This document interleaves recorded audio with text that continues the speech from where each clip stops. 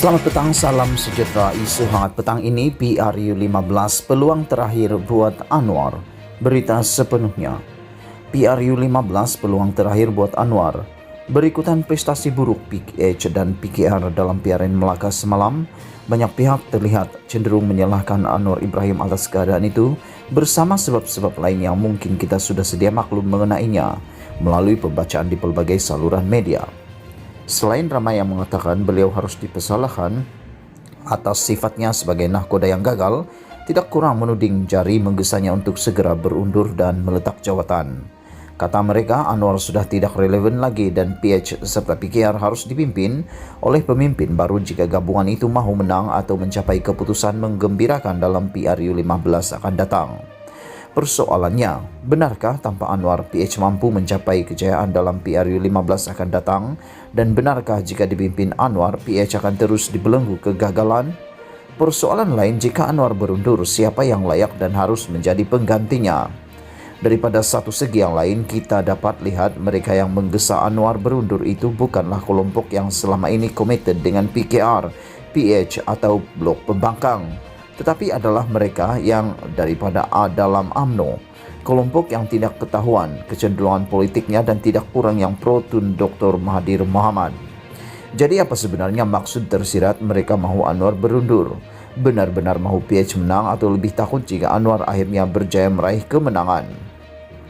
Khususnya mereka dalam UMNO misalnya, jika benar Anwar sudah tidak relevan lagi, mereka sepatutnya gembira karena ia memberi laluan lebih mudah untuk BN mencapai kemenangan.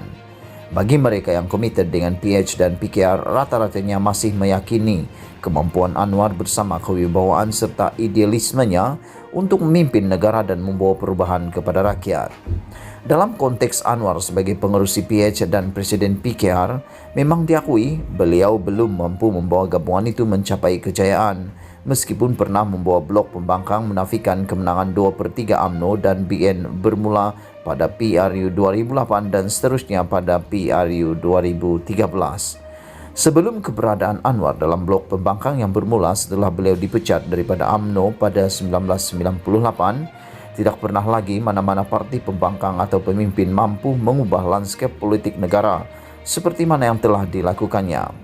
Dalam PRU 14 pada 2018, memang benar kejayaan PH ketika itu dipimpin oleh Tun Mahathir, tetapi bekas pengurusi bersatu itu sendiri sebenarnya bergantung penuh kepada kekuatan Anwar dan PKR sehingga beliau sanggup mencemar duli, merendahkan dirinya, bertemu bekas musuhnya itu di mahkamah, dan seterusnya menjalin hubungan baik semula setelah berpuluh tahun bermusuhan.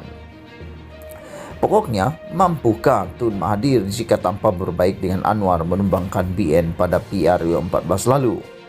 Meski Anwar sekarang memimpin PH, kita juga harus sadar, imej gabungan itu telah banyak dirosakkan oleh Tun Mahathir yang ketika mengetuai kerajaan selama 22 bulan, telah melakukan pengkhianatan terhadap janji dan mencemar keyakinan rakyat dengan mengatakan buku manifesto bukan kitab suci. Anwar hari ini bukan saja memimpin PH dengan harapan tinggi rakyat untuk memenangi pilihan raya, tetapi juga kena memulihkan semula keyakinan rakyat terhadap imej gabungan yang sengaja telah dirosakkan itu. Untuk itu, bagi berdepan PRU 15 akan datang, Anwar sebenarnya masih relevan untuk dijadikan sandaran. Cuma banyak kerja yang harus dilakukannya dan beliau tidak mungkin mampu melakukannya sendirian. Kemampuan, stamina, idea, kebolehan berhujah, punya hubungan antara bangsa, aura sebagai pemimpin yang dimilikinya masih jauh ke depan jika mahu dibandingkan dengan Najib Razak, Mahyadin Majarsi, Zahid Hamidi, Muhammad Hassan ataupun Ismail Sabri yang dijangka adalah pesaing-pesaingnya dalam PRU 15 akan datang. Lagipun dengan PRU 15 mungkin tidak sampai setahun daripada sekarang, menukar nahkoda dengan tiba-tiba bukanlah keputusan yang bijaksana, bahkan mungkin membawa nasib lebih buruk kepada PH. Turut penting sama kerana tidak ternampak ada di kalangan pemimpin PH sedia ada yang setanding kemampuan dan kewibawaannya untuk menggantikan Anwar buat waktu terdekat ini. Begitupun atas faktor usia, Sementara Anwar dirasakan masih relevan untuk menjadi panglima perang dalam PRU 15 akan datang dan seterusnya sebagai Perdana Menteri.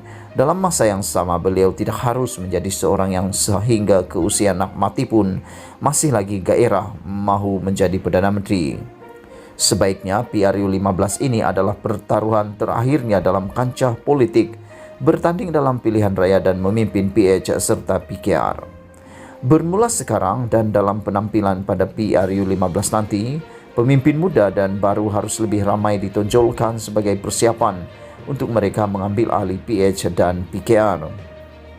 Jika Anwar berjaya memenangi PRU 15 dan seterusnya menjadi Perdana Menteri, paling lama beliau harus memimpin negara ini ialah selama sepenggal setengah dan harus selepas itu mesti menyerahkan kepada pengganti yang sudah sedia ada, dilatih untuk mengambil alih tempatnya. Jika gagal pada PRU 15, Anwar dengan senang hati harus melepaskan segala perjuangan yang telah diasaskannya sejak 1998 untuk diserahkan kepada pemimpin pengganti untuk menghadapi PRU 16 yang seterusnya. Sedemikian itu dalam PRU 15 nanti yang merupakan medan pertarungan terakhirnya, bukan saja Anwar harus lebih bekerja keras, tidak kurang pentingnya ialah mereka yang tetap meyakininya juga mesti turut sama bekerja keras dan sedia berkorban bagi merealisasikan hasratnya memimpin negara ini benar-benar menjadi kenyataan akhirnya. Ini adalah pandangan pribadi penulis Sahbudin Husin. Sekian isu hangat petang ini. Jangan lupa tinggalkan komen Anda, tekan butang subscribe dan kita jumpa lagi. Bye-bye.